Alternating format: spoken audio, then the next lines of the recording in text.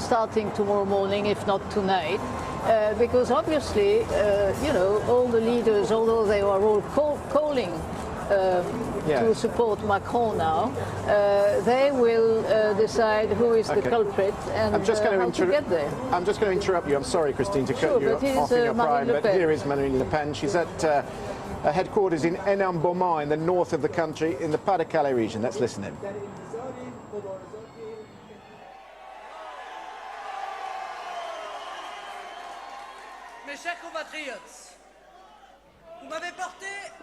Fellow citizens, you've projected me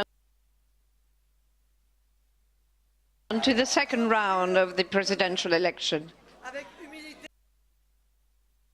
And I'm aware of the honor you're giving me, and I'm humble and grateful. I would like to express to you, French patriots, how grateful I am. The first step which should lead France to the Élysée is already covered. It's a historical result, and it's for me to take on board the enormous responsibility of defending France, being responsible for its culture, its prosperity, its independence, and its security. And it's something to do with French pride, a country that raises its head, which is sure of its values and trust into the future.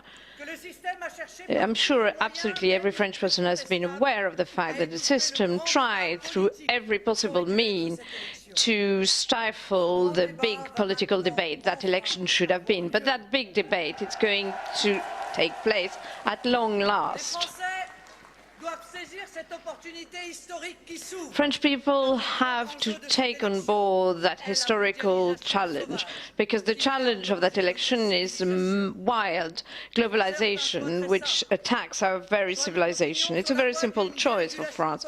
Either we carry on towards total deregulation without any border, any protection, with the consequence it entails, with international unfair competition, mass immigration, the free trade and the free circulation of terrorists, or you choose the France with borders that are going to protect our employment and our national identity. So you have two choices, and that's the real alternative, the real one, not the one when government merely change without nothing serious ever changing. What I'm suggesting is that we should aim for the real alternance, a fundamental alternance, which is going to put in place a new type of politics, new faces, and a real renewal.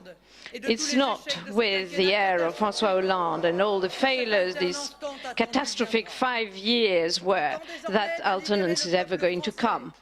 The time has come to free the French population and the whole French population, without forgetting our friends overseas that trusted me, and I'm very proud of the confidence they manifested towards me.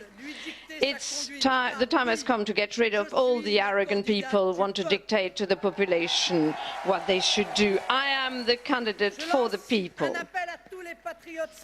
And it's an appeal to all the sincere patriots, wherever they come from, whatever their origin, whatever they voted for in the first round. I invite them all to join us and to abandon old-fashioned quarrels and to concentrate on what is the superior interest of our country. That was really essential, and that's what's at play, the survival of France.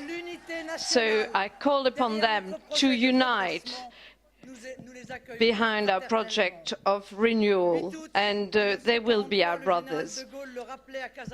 In the 8th of August 1943, General de Gaulle reminded that in Casablanca, the grandeur of a people only proceeds from the people. And there's been 1,500 years of past behind France, and that's the principle I'm going to implement. And that gathering together of what all the French dream of, it only can happen through France. Long live the Republic, long live France, and long live the population and the people of France.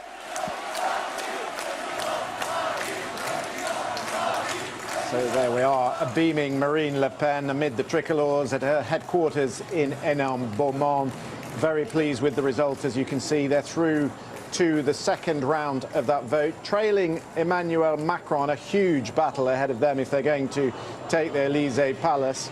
And let's get the thoughts of Christine Ockrent, who is with us. I cut you off in your prime, Christine, but what we heard there from Marine, pretty predictable. It's about borders, it's about national identity. She's the real alternative. That's what we'll hear plenty of in the next 2 weeks. Yes, indeed. And the Front National was very much hoping to have to confront Emmanuel Macron, because to them he's the caricature of globalization, of the financial elites, of the system. And so I'm sure that they would have feared much more, in a way, having to face either Fillon or Mélenchon, because Benoît Hamon, the socialist candidate, has never really sprung up. So it will be a very predictable fight in the coming 2 weeks.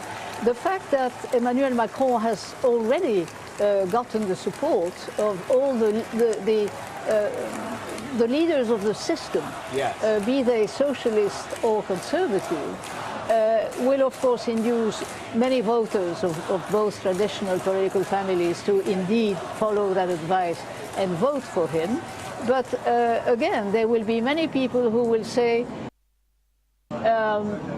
I will not go for the Republican upsurge that we saw in 2002, when Jacques Chirac, as you remember, got 82% of the votes. I don't think that will happen this time around. You don't think it will be as convincing? Not as high a sort of wall. Yes. But still, I think the Front National has a very, very tough fight ahead, even if, and that's a remarkable achievement on Marine Le Pen's side, I must say, their ideas, the themes, will really remain in the national debate, and that's very much